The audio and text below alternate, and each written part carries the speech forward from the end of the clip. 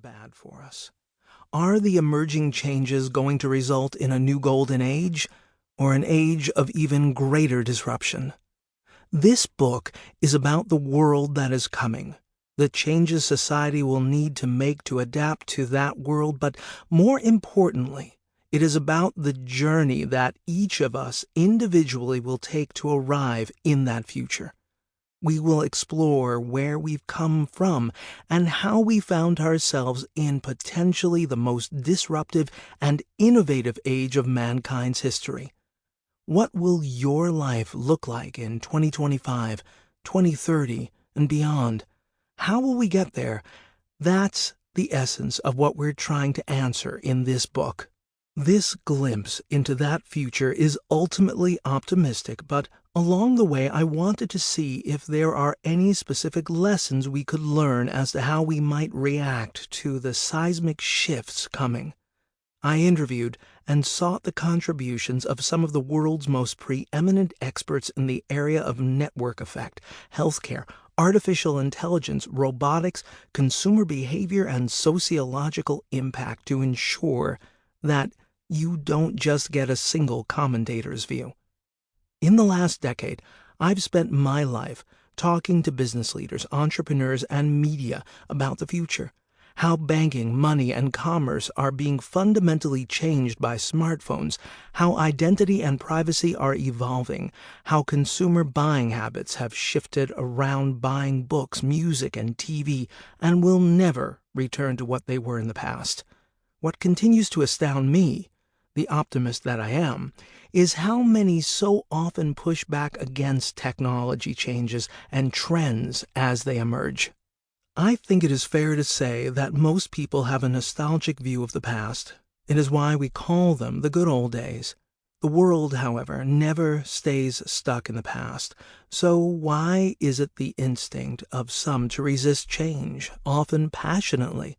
What I do know is that despite any fears that we might have and challenges we might face, the future is incredibly bright, incredibly interesting, and coming at us fast. Augmented is about how your life will change on a day-to-day basis as data, sensors, machine intelligence, and automation enhance our world and our place in it. It's about how you will adapt to live in a smart world. I hope it will inspire you and supercharge your imagination. Before we get started in earnest on this journey, I'll leave you with a quote from one of the greatest science fiction authors of our time, William Gibson. "The future is already here. It's just not evenly distributed."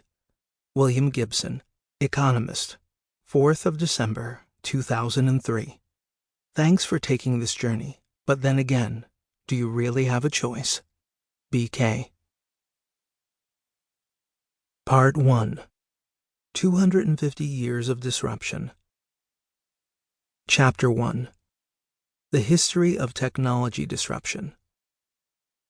Every generation likes to think it is improving on the last, that progress is inevitable.